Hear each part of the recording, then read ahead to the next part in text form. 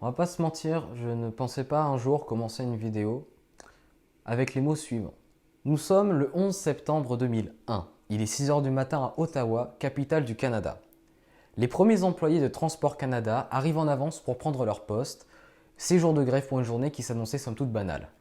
Cette banalité va vite se retrouver interrompue à 8h45 locale lorsque le vol American 11 percute de plein fouet la tour nord du World Trade Center.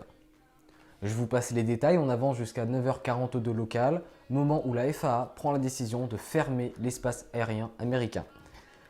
Avec les vols transatlantiques et transpacifiques à l'approche, le Canada se retrouve à devoir gérer un flux de trafic exceptionnel. Aujourd'hui, nous parlons de l'opération Ruban Jaune.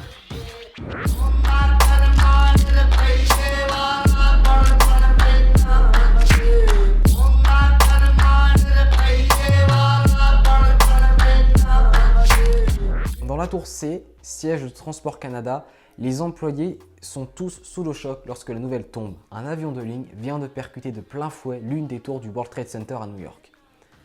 Moins de 20 minutes plus tard, le vol 175 de la United percute la tour sud du World Trade Center. Et je ne parle pas du vol qui a percuté le Pentagone, ni celui qui s'est écrasé quelque part en Pennsylvanie. La nouvelle se propage dans toute la tour C. Les grévistes au pied de l'immeuble, après avoir assimilé la gravité de l'événement, se sont tous rués à leur poste pour apporter toute l'aide nécessaire.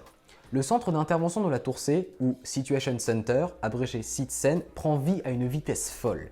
Le CITCEN est établi pour gérer tout ce qui est situation extrême de crise, comme par exemple les tempêtes de givre que le Canada aura connues quelques années auparavant, ou alors le crash très triste du MD-11 Swissair 111. Le CITCEN allait donc devenir le point clé de toute la stratégie et des décisions canadiennes concernant les transports aériens, et notamment de la vague du matin des vols transatlantiques à destination de l'Amérique du Nord. Au total, ce sont plus de 220 vols qui ont déjà franchi le point de non-retour et qui doivent donc se poser quelque part en Amérique du Nord.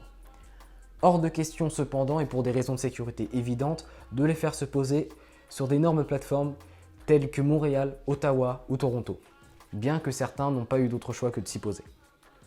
En première ligne, ce sont les pistes de Goose Bay, de Gander et d'Halifax qui se préparent à accueillir ce nombre incalculable de trafic là.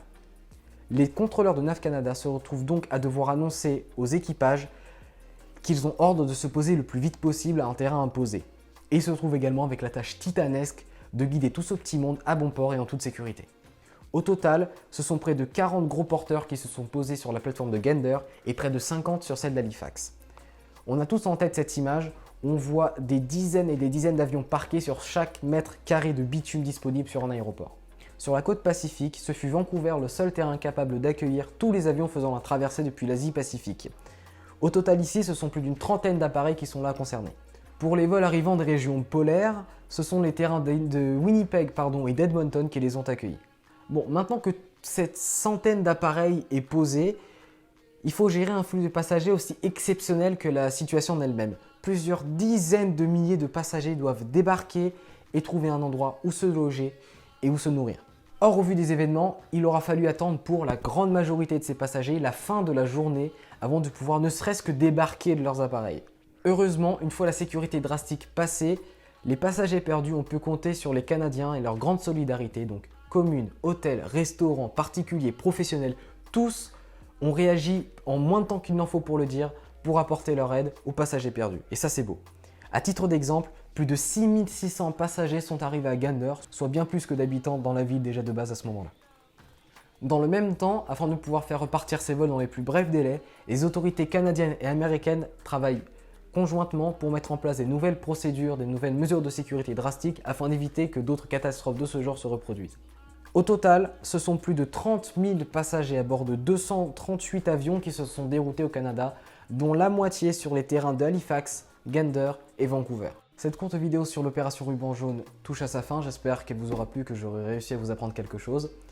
Si vous voulez plus de détails et de témoignages, je vous invite à lire l'article 4 jours de septembre disponible sur le site de Transport Canada, je vous mets le lien en description, qui est passionnant.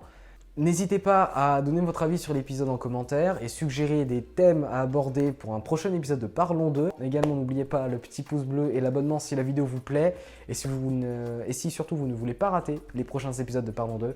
Moi, je vous dis prenez soin de vous et à la prochaine. Ciao.